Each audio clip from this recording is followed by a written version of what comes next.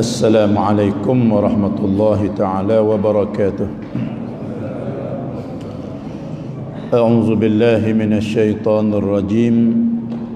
بسم الله الرحمن الرحيم. الحمد لله رب العالمين، والصلاة والسلام على أشرف الأنبياء والمرسلين وعلى آله وصحبه أجمعين.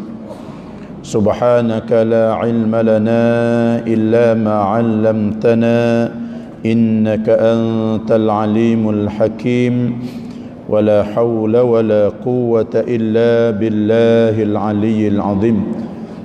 رب اشرح لي صدري ويسر لي أمري واحلل عقدة من لساني يفقه قولي. أشهد أن لا إله إلا الله وأشهد أن محمدا رسول الله. قال المصنف رحمه الله تعالى: ونفعنا بعلومه في الدارين آمين يا رب العالمين. Alhamdulillah, muslimin dan muslimat yang dikasihi oleh Allah Subhanahu wa taala, sama-sama kita bersyukur kepada Allah yang mana kita dapat melaksanakan sembahyang subuh dengan secara berjamaah. Ya. Maka sembahyang subuh 2 rakaat dengan secara berjamaah lebih daripada kita bangunkan malam seluruh malam dengan melakukan sembahyang sunat. Ada ketika di zaman Sayyidina Umar bin Khattab radhiyallahu anhu menjadikan khalifah, apabila dia selepas daripada sembahyang subuh, tiba-tiba ada seorang sahabat yang tak nampak dia. Maka Sayyidina Umar tadi suruh sahabat pergi tengok rumah Salman ni. Kenapa dia tak datang pada masjid? Kenapa dia tak sembahyang berjamaah? Apabila sahabat pergi pada rumah Salman, tanya ibu Salman. Ibu Salman berkata, Salman kerana dia mengantuk bersangatan, sebab malam dia tak tidur, dia sembahyang sunat, dia beribadah kepada Allah Subhanahu wa taala, sehingga dia tak larat nak pergi di masjid, dia sembahyang subuh di rumah. Maka sahabat ni bagi tahulah kepada Sayyidina Umar. Maka Sayyidina berkatanya, sembahyang subuh berjamaah lebih daripada sembahyang sunat seluruh malam. Muslimin dan muslimat yang dikasihi Allah Subhanahu wa taala, lagi pula tersebut dalam hadis Nabi sallallahu alaihi wasallam, apabila kita jagakan sembahyang subuh dengan secara berjamaah, maka seumpama kita dapat qiyam, kita dapat jagakan malam, beribadah pada waktu malam, Allah Ta'ala akan bagi ganjaran kepada kita. Lagi pula amalan orang hidup, amalan orang hidup Allah Ta'ala akan bagi nampak kepada orang yang telah mati daripada ibu bapa kita. Yang mana tersebut dalam hadis Nabi sallallahu alaihi wasallam yang diriwayatkan daripada Sufyan sami'a min Anas bin Malik radhiyallahu taala anhu yaqulu qala Rasulullah sallallahu alaihi wasallam inna a'malal ahya tu'radu ala asyairihim wa ala abaihim minal amwat. Rasulullah berkata, sesungguhnya amalan orang yang hidup dibentangkan di atas kerabat dan di atas ibu bapa mereka, yang mana minal amwat, yang telah meninggal dunia ni. Kalau ni anak mereka melakukan amal yang baik, fa in kana khairan hamidullah, jika adalah amalan mereka itu, jika adalah amalan anak cucu dia ni amalan yang baik, maka pujilah mereka itu akan Allah. Orang yang telah mati ni dia puji Allah Subhanahu wa taala, wastabshiru, dan dia serenak mereka itu, gembira mereka itu, kerana dia akan dapat juga habuan daripada amalan anak cucu dia. Wa in yarau ghaira dhalik, dan jikalau dia nampakkan amalan anak cucu dia ni lain daripada dimakan itu, mana tak baik, amalan mereka itu tak baik, amalan mereka itu masih derhaka kepada Allah, masih dia lakukan maksiat, masih dia tak bertaubat kepada Allah. Qalu, berkata mereka itu. Nah, ruh-ruh ni. Nah, orang yang telah meninggal katakan, ya Allah, janganlah mati mereka itu. Ya Allah, janganlah mematikan oleh Engkau akan mereka itu, akan anak cucu kami ni, ya Allah, hatta tahdihim hidayatan, sehingga Engkau bagilah petunjukkan mereka itu akan sebagai petunjuk, ya Allah. Dia minta pada kita pula. Dia berdoa supaya Allah Subhanahu wa taala bagi petunjuk. Jangan mati lagi apabila kita ni duk buat perkara yang tak baik, masih duk laku amalan-amalan yang tak baik. Nah, kenapa? Karena apabila kita mati dalam keadaan kita ni amal yang tak baik, maka tiada selamat kita daripada azab Allah Subhanahu wa taala. Allah Taala ada sebut dalam Quran, ya ayyuhalladzina amanu taqullaha haqqa tuqatih wa la tamutunna illa wa antum muslimun. Nah, wahai orang beriman, takwalah kamu, takutlah kamu akan Allah sebenar-benar takwa, sebenar-benar takut. Wala tamutunna illa wa antum muslimun, dan jangan kamu mati melainkan sempurnakan Islam kamu. Tapi mati dah, mati apabila sampai ajal ni mati semata. Cuma sebagai peringatan kepada kita dan istiqamah kita ibadah kepada Allah dan duduk dalam majlis ilmu. Mudah-mudahan akan dapat keampunan daripada Allah. Kita dapat keampunan, ibu bapa kita pun dapat keampunan walaupun mereka telah meninggal dunia dengan sebab amalan-amalan anak yang soleh. Muslimin muslimat yang dikasihi Allah, kita sambung kitab kita pada muka surat yang ke-31. Dan ketahui olehmu. Nah, betul. Muka surat yang ke-31, dan ketahui olehmu. Dah. Dan jika ada pada engkau dosa yang kecil, kalau kita ada dosa kecil, dosa apa? Dosa yang tidak ada dera, dosa yang tidak ada seksa di atas dunia, tidak ada had, itu panggil dosa kecil. Dosa besarnya tiap-tiap dosa yang ada had, yang ada hukuman di atas dunia, itu minal kabair, daripada kabair. Tiap-tiap dosa yang ada hukuman di atas dunia itu dikatakan kabair. Itu dia. Kata musannif, dan jika ada pada engkau dosa yang kecil, maka ketahui olehmu bahwasanya mudarat dosa kecil engkau atas diri engkau lebih banyak daripada mudarat dosa besar orang yang lain. Nah, dosa kecil ni, tapi apabila kalau kita duk buat, selalu buat, jadi besar juga. Istiqamah. Dia buat dosa, mengekali di atas dosa kecil. Sebab tu orang yang mengekali di atas dosa kecil, dia akan sampai kepada fasik. Nah, orang fasik ni mana orang yang mengekali di atas dosa kecil, dan juga orang fasik ni orang yang buat dosa besar dan dia tak bertaubat kepada Allah Subhanahu wa taala. Jangan kita kata dosa kecil tak apa. Tu tak boleh. Nah, tu dia. Dosa kecil di atas kita ni lebih bahaya. Apabila kalau kita niat kata dosa tak apa, dosa kecil ya. Tu dia.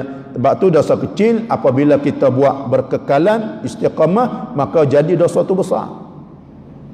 Dan juga dosa kecil boleh jadi besar apabila orang yang ada ilmu, tok lebah, ada ustaz ke, ulama, imam, dia buat dosa kecil jadi besar. Sebab apa? Sebab jamaah tengok, ustaz pun buat juga, jadi ustaz pun buat, kami biasa.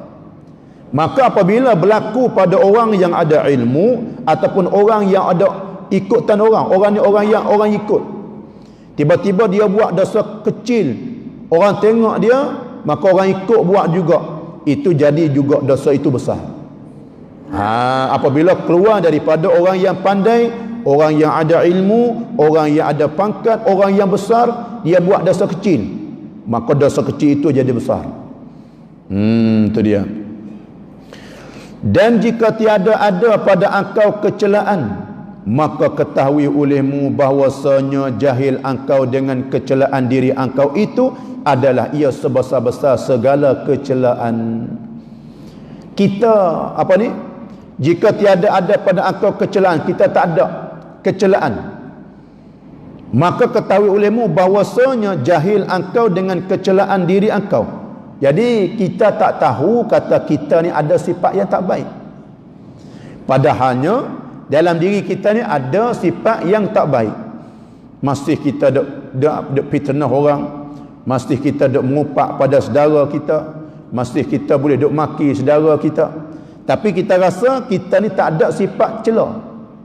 Orang panggil dia tak tahu di atas diri dia ada kecelaan. Itulah sebesar-besar segala kecelaan. Tu dia. Dia ada sifat tak baik tapi dia tak tahu. Dia tak tahu kata dalam diri dia tu ada sifat yang tak baik. Sebab apa? Sebab dia tengok orang tu lebih rendah daripada dia. Tu dia tengok orang tu lebih sikit amalan daripada dia. Itu punca daripadanya. Nah, kerana siapa manusia yang sunyi daripada kecelaan. Nah, kemudian jika sunyi engkau daripada kecelaan, kalau tak ada sungguh kecelaan daripada kita ni, maka hendaklah engkau syukur akan Allah Ta'ala. Kena bersyukur kepada Allah. Kita ni orang panggil sifat manusia ni, dia banyak sifat silap. Ada sifat salah, ada sifat silap. Sebab tu kalau kita nak cari kesilapan orang, jumpa selalu dah. Tak kira dia ni ulama ke, ustaz ke, imam ke, tok bila ke, tu dia tok lebay ke. Kalau kita nak cari kesilapan, memang jumpa. Sebab sifat kita, sifat manusia. Sebab tu dalam agama tak boleh kita tajassus, tak boleh kita duk perhati, duk cari kesilapan saudara. Yang dalam Islam suruh kita tengok kebaikan orang. Yang dalam Islam suruh kita tengok kebaikan orang, yang kita tengok keburukan kita. Tu dalam Islam dia ajar supaya akhlak tu akhlak yang mulia. Dan barulah kita rasa kita ni lebih teruk daripada orang tu. Kita ni sikit amalan kita, kita ni sikitlah kebaikan pada kita. Nah, tak ada timbul sifat nak menghinakan saudara, tak ada timbul sifat nak mencacikan saudara. Apabila kita tengok kebaikan dia dan kita tengok keburukan kita. Tu dia. Habis. Sebab tu kalau cari kesilapan, jumpa. Adalah kesilapan sebab sifat manusia. Al-insan la yakhlu 'anil khata' wan nisyan. Manusia ni dia tak lepas daripada salah dan silap. Dia tak lepas daripada salah dan silap. Ini sifat kita. Tu dia. Cuma kita kena awasi diri kita supaya jangan banyak berlaku benda yang silap, benda yang salah. Apabila berlaku, segera bertaubat kepada Allah. Sari'u ila maghfiratin. Hendak segeralah oleh kamu kepada keampunan Allah. Nah, jangan kata kita buat salah dah tapi tak bertaubat juga. Kita dah buat benda yang tak baik tapi masih kita tak insaf, masih kita tak bertaubat, tak merendah diri dengan Allah Subhanahu wa ta'ala. Kerana ganti bagi mengupak orang itu. Jadi kalau kita ni tak ada sifat mengupak, mana kita buang diri kita daripada sifat kecelaan. Yang ni kita tak mengupak, tak kata kepada orang, tak mengupak kepada saudara kita. Kerana mengupak itu sebesar-besar kecelaan, besar celah dia. Wala yaghtab ba'dukum ba'da. Janganlah kamu mengupak dah oleh setengah kamu akan setengah. Ayuhibbu ahadukum an ya'kula lahma akhihi maitan fakarihtumu. Adakah kamu suka nak makan daging saudara kamu? Nah, kita makan daging dia, tubuh jasad dia ni, makan dengan mentah-mentah. Fakarihtumu, tentu kita tak suka. Maka orang yang mengupakkan kepada saudara, itulah diibaratkan semacam mana dia duk makankan bangkai saudara dia. Itu dia. Habis. Dan ada pun berbantah-bantah. Berbantah-bantah. Berbantah ni mana berdebat. berjidal, berbantah yang tak, yang apa ni, yang tidak, bukan benda yang sebenar. Kalau benda tu yang nak menjatuhkan agama, wajib kita berbantah, wajib kita mempertahankan agama. Orang bawa akidah yang salah, orang bawa akidah yang tak betul, itu wajib di atas kita kena mempertahankan. Kita tengok sejarah ulama-ulama dulu, dia kadang-kadang kena penjara kerana mempertahankan agama. Ada sebut dalam kitab Aqidatun Najin, kitab Usuluddin, ada di zaman Imam Abu Hanifah. Ada seorang syekh, tapi dia bawakan akidah dia, akidah yang bid'ah, akidah yang tak betul, akidah yang dalalah. Kerana dia menggunakan falsafah yang tak betul, dia guna akal dia. Dia kata tiap-tiap yang ada mesti dia nak kepada tempat. Tiap-tiap yang ada nak kepada tempat. Padahalnya dalam akidah ahli sunnah wal jamaah, yang nak kepada tempat ialah benda ada yang zat tu jirim jisim. Zat yang jirim jisim, barulah dia nak kepada tempat. Macam kita ni, orang panggil zat yang jirim, zat yang berjisim, nak kepada tempat. Tapi dia ni Syekh Dahri ni, dia umum. Apabila tiap yang ada, Allah Ta'ala ada, Allah Ta'ala mesti nak kepada tempat. Itu dia. Sehingga dia berdebatlah. Dan segala ulama-ulama di dalam negeri Iraq, berdebat dengan di dalam negeri Iraq, sehingga dia dapat menang, orang lain kalah belakang. Maka dia masuk di istana raja, dia tanya raja, ada tak lagi ni orang alim di negeri Iraq ni? Sang raja kata ada, yang bernamanya Syekh Hamad, tok guru bagi Imam Abu Hanifah. Syekh Hamad, muslimin muslimat yang dikasihi Allah Subhanahu wa taala. Maka raja panggillah dan untuk berdebat dengan Syekh Dahri. Nak berhujah dengan Syekh Dahri. Ini wajib yang kita kena berhujah apabila benda tu berceranggah dengan hukum syarak. Maka Imam Abu Hanifah kata, wahai tuan Syekh, tak apalah, dia nak tolong berdebat dengan siapa? Dengan Dahri, kata dianya. Imam Abu Hanifah semasa tu baru umur belasan tahun. Bukan umur puluh-puluh dah, umur belasan tahun. Dia naik di atas pentas. Apabila sampai hari berdebat, dia naik di atas pentas. Maka Syekh Dahri kata, hei budak, aku nak berdebat dengan tok guru kamu, bukan nak berdebat dengan kamu.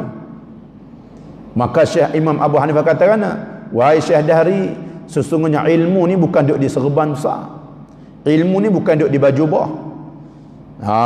Tu dia. Tak apalah kalau mau berdebat, aku nak tanyamu. Allah Ta'ala ada tak? Allah Ta'ala ada. Dia duduk di mana?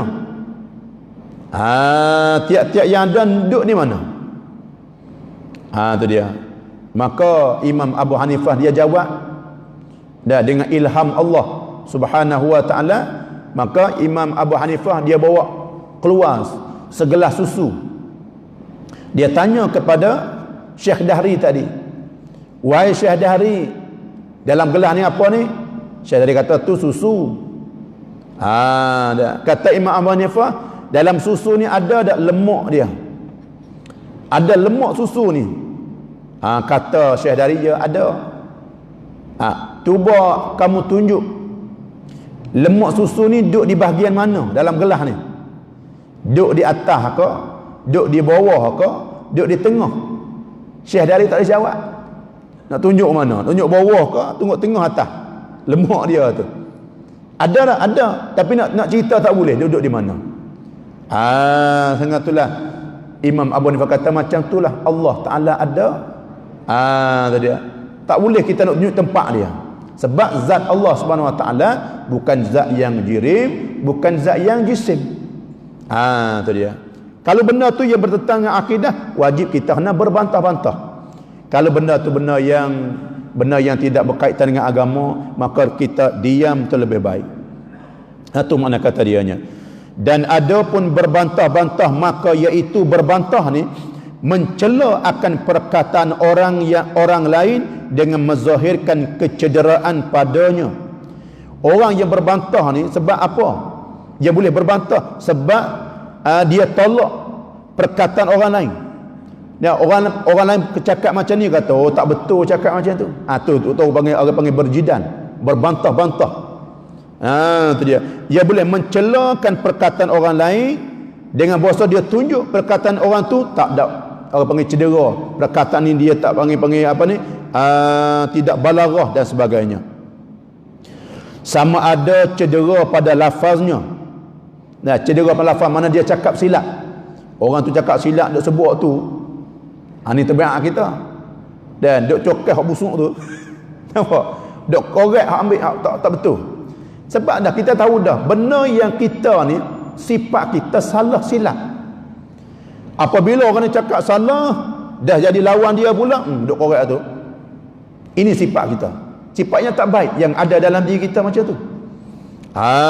Tu dia. Nah, kita tahu tak betul cakap ni. Ya, dia mengakui kadang-kadang minta maaf saya cakap silap. Tapi dah orang tu minta maaf, dah cakap silap, dia sebut tu. Ini panggil sifat yang ada di dalam diri manusia yang ada sifatnya tak baik. Setengah daripadanya ada apa? Ada sifat hasad, ada sifat takabur, ada sifat sombong. Walaupun orang tu dah minta maaf dah, kata dia cakap salah, tapi dia tak kira, duk buka keaiban orang tu. Tu dia. Atau pada maknanya, makna perkataan tu, makna dia salah, lari, makna tajuk tu lari. Duk sebut tu. Nah, bermula yang membangkitkan atas berbantah-bantah itu dua perkara. Jadi boleh nak timbul berbantah-bantah, boleh nak timbul mencela, mencaci pada orang ni kerana ada dua perkara. Yang pertama, ada kalanya kerana meninggikan diri dengan menzahirkan kelebihan dirinya. Ni dia. Yang pertama boleh nak timbul kita nak bantah dengan orang. Apabila orang tu cakap kita bantah, orang tu cakap kita bantah, orang tu cakap semua tak betul. Kenapa? Yang pertama, kerana kita meninggi diri kita dan kita sangka kata dan menzahirkan dalam diri kita ni ada kelebihan. Nak tunjuk kata kita ni ilmu banyak lah. Nak tunjuk kata kita ni ada jawatan tinggi lah. Nak tunjuk pada kita ni ada kelebihan dalam diri kita. Apabila orang tu cakap tak betul, orang tu cakap tak mau dengar, orang ni cakap tak mau dengar, orang ni nasihat tak mau terima, itu punca orang panggil nak timbul berbantah. Semua orang buat tak betul, yang dia saja yang betul. Tu dia. Ni sifat orang panggil kita ni penawar bagi hati, nak bagi penawar ni, nak penawarkan racun yang ada dalam diri ni. Itu sebagai racun yang nak merosakkan kita secara halus. Kita tak rasa, kita tak, kadang-kadang kalau kita tak mengaji ni tak tahu kata kita ada sifat tu. Apabila kita mengaji baru kita, aku ni dah sifat tak baik yang ada pada aku. Padahal benar dia cakap tu kadang-kadang betul dah. Kadang-kadang sikit je silap, tapi tak boleh kita terima. Nah, sebab tu ulama-ulama dulu ni, dia kata dia pesan apabila kita baca kitab, tiba-tiba ada sikit yang tersilap. Nah, jangan kita tuduh, jangan kita kita parangkan kitab tersebut. Kita tanggungkan, adalah boleh jadi dia tanggung kok mana makna ni makna lain lagi. Tu dia. Sebab tu cara yang kita nak, kitab tu kita tak as-sawab indi. La'alla as-sawab, mudah-mudahan yang betul begini. Mudah-mudahan yang betul dia begini di sisi akunya. Tapi kita tak tahu murak dia macam mana. Tu dia. Itu orang panggil adab. Dalam Islam yang mengajarkan adab tu lebih tinggi. Tu dia. Baik. Karena ada sifat apa? Sifat meninggikan diri dengan menzahirkan kelebihan diri. Dan ada kalanya kerana tabiat yang jahat, yang suka menghinakan orang yang lain. Dua ni. Kadang-kadang kita rasa kita ni ada sifat yang lebih. Ada sifat yang tinggi, ada sifat takabur. Kadang-kadang tabiat yang jahat, perangai yang jahat dah orang ni bukan orang tinggi, bukan orang yang ada ilmu, bukan orang biasa ya. Tapi dia tak boleh. Sifat dia tu sifat yang tak baik, yang suka menghinakan orang lain. Suka menghina orang lain. Nah, tengok orang tu pun tak betul, tengok orang ni pun tak betul. Nah, tengok orang tu pun tak kena. Ini setengah daripada boleh menimbulkan berbantah-bantah. Sebab tu dalam Islam dia ajar apa? Suruh kita tengok suruh kita tengok kepada perkataan. Jangan kita tilik kepada orang yang berkata. Kadang-kadang siap mari tegur kita. Siap mari tegur kita. Betul tak perkataan dia tu?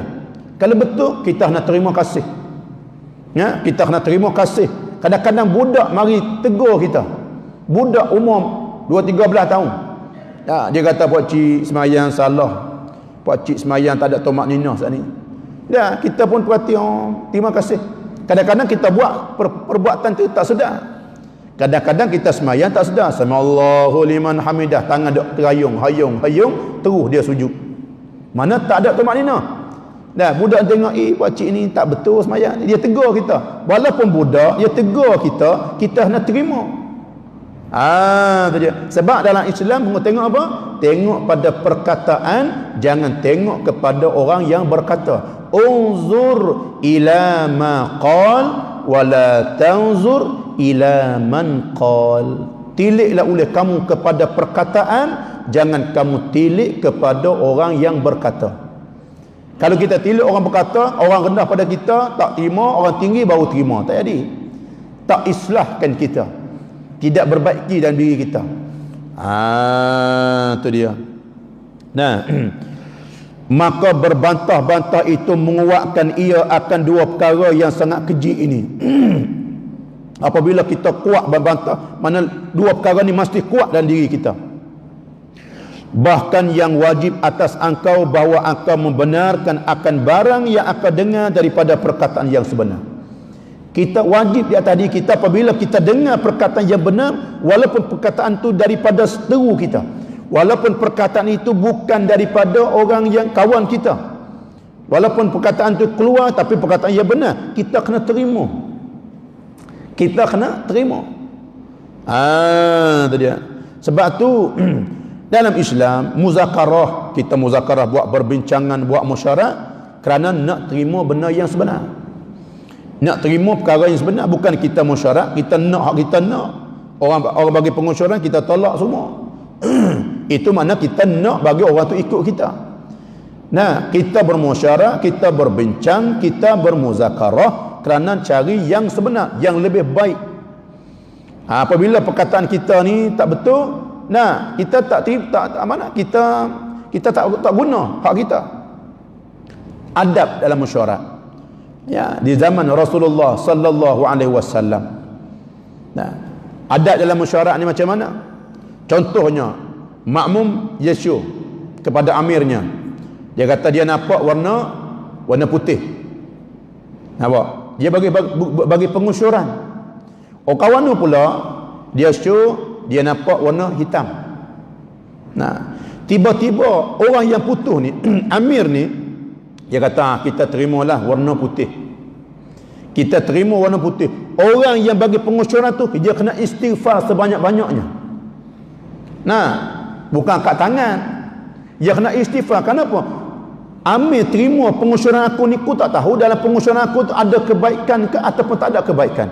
Sebab tu kalau dia terima pengusyuran kita, kalau dia dalam pengusyuran kita tu tak ada kebaikan, macam mana kita? Sebab tu kata dalam dalam musyawarah, adab musyawarahnya kita kena istighfar. Apabila orang terima pengusyuran kita, nak istighfar, astagfirullahalazim, astagfirullahalazim, astagfirullahalazim. Takut aku bagi pengusyuran itu salah, ada mudarat dalam pengusyuran aku. Orang yang amil tak terima pula pengusyuran dia, alhamdulillah, dia bersyukur pula. Ni apa panggil adab di dalam musyawarah. Bukan kita kata rini amir kena terima hak saya ni alasan gini. Itu dia. Nampak? Habis. Sebab tu dia tidak berpecah belah apabila kita betul-betul ikut cara adab bab musyawarah macam mana dan ada di zaman Rasulullah sallallahu alaihi wasallam, maka umat dia tak akan berpecah belah. Itu dia. Habis.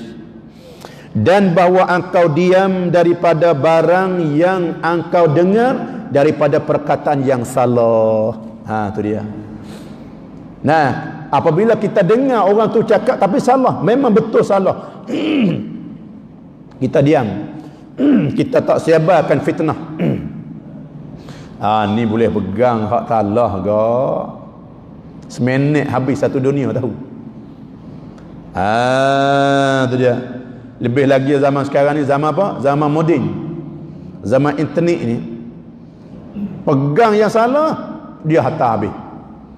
Allah, inilah bahaya orang panggil. Nah, apabila kita dengar yang salah, kita diam. Dan kita memperbaikikan dia.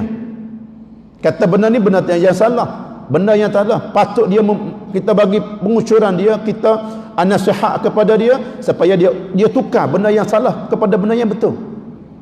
Itu dalam Islam. Bukan kita sebar, bukan kita mendedahkan benda yang salah. Malaikat apabila ada pada menyebut perkataan yang salah, faedah yang bahasa agama, maka menyebut engkau akan dia dengan lemah lembut. Kita nak tegur pun tegur dengan lemah lembut. Tadi. Nah, tegur dengan lemah lembut. Nah, sabda Rasulullah sallallahu alaihi wasallam, man tarakal miraa wa huwa muhiqqun buniya lahu baitun fi a'lal jannah wa man tarakahu wa huwa mubtilun buniya lahu baitun fi rabadil jannah. Artinya, barang siapa meninggal ia akan berbantah-bantah. Itu dia. Nah, apa dia? Kalau kita bantah pun dia tak mau dengar. Mana gitu? Barang siapa meninggal ia akan berbantah-bantah. Pada ketika ia barang siapa tu yang sebenar. Kita ni benar dah. Tapi tak tahu cakap. Sebab apa? Kalau orang ni kalau cakap pun dia tak dengar. Mana gitu? Kalau kita berbantah, kalau kita cerita pada dia, dia tak mau dengar. Itu dia. Dan ketika tu lebih kita tinggal, tak usah kata apa. Kalaunya kita berbantah, kalau kita cakap dengan dia pun dia tolak, dia tak dengar kita dah. Maka Nabi kata, kamu tak usah, kamu tinggallah berbantah, jangan berjidal dengan dia. Jangan kamu bermuzakarah dengan dia. Itu dia. Nah, kita benar dah, yang kita bawa ni benar, yang kita cakap pun benar, tapi kita tak bantah dengan dia. Sebab apa? Sebab kalau kita bantah dengan dia pun dia tolak, dia tak dengar. Nascaya diperbuat baginya, bagi barang siapa, rumah pada setinggi-tinggi syurga. Allah Ta'ala binakan rumah dalam syurga dengan sebab dia tinggal berbantah. Kalau dia bantah pun tak jadi dah, orang ni tak dengar dia. Kalau bantah pun jadi balah peri ya. Jadi berpuak-puak peri ya. Berpecah jadi firqah pula dah. Kita tinggal. Itu dia. Dan barang siapa meninggalkan akan dia, akan berbantah pada ketika ia barang siapa yang salah. Kita salah, lepas tu kita pun diam, dah kita tahu salah dah. Bukan kata kita salah dah, tapi cari alasan untuk nak membetulkan diri kita dah. Ni pun setengah daripada tabiat kita ni. Apabila kita salah, cari dah alasan untuk nak tutup kesilapan kita. Kita salah, diam ya. Dia kata salah, diam. Tak nak kata apa dah, muka salah sungguh. Cuma kita nak bertaubat dengan Allah Subhanahu wa taala. Orang yang diam ketika dia salah, nascaya diperbuat baginya, bagi barang siapa yang meninggalkan akan berbantah tadi kerana dia salah ni. Pada keliling syurga Allah Ta'ala buat binakan rumah dia di keliling syurga. Mana baiknya. Bermula yang dimakan itu kerana meninggalkan berbantah atas yang sebenar itu lebih sukar. Sebab apakah Allah Ta'ala bina rumah dalam setinggi-tinggi syurga? Apabila orang tu dia benar, lepas tu dia tinggal berbantah. Allah Ta'ala binakan rumah dalam setinggi-tinggi syurga sebab apa? Kerana meninggalkan berbantah atas yang sebenar itu lebih sukar, lebih payah. Kita betul dah, tapi kita nak duduk diam je. Belah depa duk kata-kata lagi, kita betul dah. Nak tinggal macam tu senang dah. Bukan senang, payah. Kita ni kalau kita betul kok, duk. Nah, macam-macam mana pun nak bagi benang kita juga. Nampak? Tapi dalam Islam dia suruh kita diam. Tinggal berbantah. Walaupun kita benar, dia pun kata-kata lagi. Sebab benda batil dia akan hilang. Dia akan lenyap.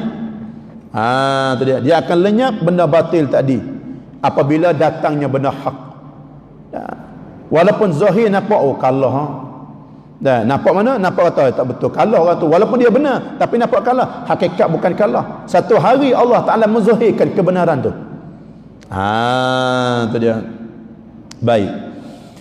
Dan sabda Nabi sallallahu alaihi wasallam, la yastakmilul abdu haqiqatal iman hatta yad'al miraa wa huwa muhiqqun. Artinya, tiada menyempurnakan oleh hamba itu akan sebenar-benar iman. Tiada sempurna oleh hamba itu akan sebenar-benar iman. Mana sempurna iman dia? Hingga meninggalkan ia hamba akan berbantah-bantah pada ketika ia hamba sebenar. Dia boleh tinggal, dia boleh tak bercakap apa, walaupun dia benar dah, dia tinggal lagi berbantah. Maka itulah dia katakan al-imanul kamil, iman yang sempurna. Allah Ta'ala akan bagi iman yang sempurna. Nah, sebab tu dia kita ni cara adab. Dan kalau kita nak berbantah, nak muzakarah, dia kena sama-sama orang yang ada ilmu. Kalau contoh nak muzakarah bab apa, dia kena reti juga poin yang dia nak muzakarah, yang dia nak berbincang.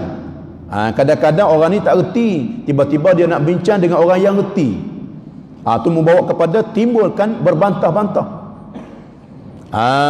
Itu dia. Nah, sebab tu kalau contohnya orang ni nak bicara tentang masalah hadis, dia kena reti dua-dua pihak. Ilmu hadis, mustalah hadis dia belajar, usulul fiqh dia mengaji, barulah dia boleh berbicara. Ni dia reti hadis sahih ya. Apa hadis sahih, takrif dia tak reti dah. Tiba-tiba nak berbahas, nak berbantah dengan orang yang ada ilmu, tak boleh berbahas, tak betul semua. Dia tak akan dengar. Tu cara dia. Sebab tu apabila kita nak bicara tentang satu perkara, mesti kita kena ada kaedah dia. Barulah benda tu tak akan timbulkan berbantah. Sebab tu ulama-ulama dulu timbulkan masalah dua kaul, dua pendapat. Tu bukan dia berbantah, cuma pendapat dia gini, pendapat ni gini. Pendapat yang muktamad macam mana? Ada pendapat yang muktamad. Tu dia. Baik. Sebab tu ikhtilaf ulama bukan berpecah. Ikhtilaful ulama tu rahmatun. Khilaf di antara para ulama ni itu sebagai rahmat. Rahmat pada siapa? Kita apabila tak boleh, kita tak mampu nak buat macam ni, boleh kita buat macam ni. Ada pendapat yang dhaif. Boleh kita beramal pada masalah yang masyaqqah. Contohnya pendapat yang muktamad di dalam mazhab Imam Syafi'i, apabila bersentuh di antara laki dan perempuan yang ajnabi, batal wuduk dia. Tak kira orang yang sentuh ataupun orang yang kena sentuh, dua-dua ni batal belaka. Orang sentuh batal, orang kena sentuh batal. Ini pendapat yang muktamad. Kalau kita tempat yang masyaqqah macam mana? Contoh kita dalam tawaf. Kita duduk dalam tawaf, maka tawaf kena bersih, kena ada wuduk. Dia tepuh batal wuduk, kena ambil wuduk, mari tawaf semula. Letih. Maka dalam mazhab Syafi'i ada orang panggil qaul yang dhaif. Qaul yang dhaif yang mengatakan apabila laki-laki perempuan hak batal wuduk ialah orang yang sentuh. Orang yang sentuh batal, orang yang kena sentuh tu tak batal. Lamis tu batal, malmus tu tak batal. Makna orang yang disentuh batal, orang yang kena sentuh tu tak batal. Kita berjalan elok dok tawaf, tiba-tiba orang tu mari sentuh kita. Orang perempuan sentuh dengan tak berlapik, kena kulit kita dengan kulit dia. Maka kita orang panggil orang yang kena sentuh tak batal, tapi pendapat yang dhaif. Tu rahmat boleh kita guna pada bab masalah yang masyaqqah, tempat yang terkepit yang darurah. Tak payah nak taklid mazhab lain apa semua. Dah taklid tak reti pula. Syarat taklid tu macam mana? Nah, bab ais mayang dia tu batal wuduk tu macam mana, tak reti, payah nak mengaji pula situ. Pakat tak nak buat umrah. Ngaji bab taklid jelah. Pergi di Mekah buat apa? Mengaji bab taklid. Habis minggu balik, tak ada buat umrah. Nah, sebab tu kena nak buat umrah, nak buat haji apa semua ni kita betul-betul kena faham. Nah, duk tawaf tawaf nak jaga juga. Nah, nampak orang paling pada Kaabah, dia pun nak paling juga pada Kaabah. Pada tawaf kita, bahu kita sentiasa kena betul dengan Kaabah. Bahu ni nak jaga tubuh kita ni, jaga. Ni duk paling kok tu, duk jalan belang-belang tengok pada Kaabah. Jadi dada bahu kita tak betul dengan Kaabah. Tak boleh. Tu dia. Ni perlu kita kena halus dia, kena ada ilmu. Barulah selamat kitanya. Baik, habis kata. Dan ada pun melawak dan seloroh, maka berlebih-lebihan padanya, membanyakkan ia akan tertawa-tawa dan memati ia akan hatinya. Kita sambung semula pula situ. Wallahu alam. Dan insya-Allah kita ada kuliah duha, kitab tahqiqul wafi, kita bab sembahyang. Dan siapa-siapa yang ada kelapangan, marilah kita bersama-sama dalam majlis ilmu. Dan bab sembahyang ni pun banyak juga bab sembahyang ni. Kita nak sembahyang, nak buat supaya ibadah sembahyang kita tu dengan sempurna. Apabila sembahyang kita sempurna, itulah punca Allah Ta'ala nak terima segala amalan-amalan kita. Dimudahkan segala urusan kita, dimurahkan rezeki kita. Dan satu lagi juga, macam kita bagi tahu kemarin lah, siapa-siapa yang kita buatlah infak untuk berbuka puasa ni, boleh kita serah bulan depan ke, ataupun tapi hujung bulan 4 tu dia dekat dengan puasa dah. Dia puasa bulan 5 hari bulan tak? 5 atau 6 hari bulan puasa. Tu dia, boleh kita bincang dengan anak kita, dengan keluarga kita. Sehari 650. Kita ambil keluarga kita ada berapa orang dalam rumah? Ada 6 orang, 100 orang. Dah, supaya kita belanja sedikit dalam bulan Ramadan ni, bukan biasa. Dalam bulan Ramadan ni sesuap orang makan harta kita, maka banyak mana ganjaran yang diberikan oleh Allah Subhanahu wa taala. Dan boleh serah pada saya ataupun serah kepada Abang Fakrul, Haji Fakrul kita. Dan mudah-mudahan akan jadi manfaat kepada kita dunia dan akhirat. Wallahu a'lam. A'udzubillahi minasyaitonirrajim. Bismillahirrahmanirrahim. Alhamdulillahirabbil alamin, wassalatu wassalamu ala asyrafil anbiya'i wal mursalin wa ala alihi wa sahbihi ajma'in. Allahumma ahsin awaqibatana fil umuri kulliha wa ajirna min khizyid dunya wa adzabil akhirah. Allahumma arzuqna uluman nafi'a wa rizqan tayyiban wa halala wa amalan salihan mutaqabbala birahmatika ya arhamar rahimin. Walhamdulillahirabbil alamin. Wassalamu alaikum warahmatullahi taala wabarakatuh.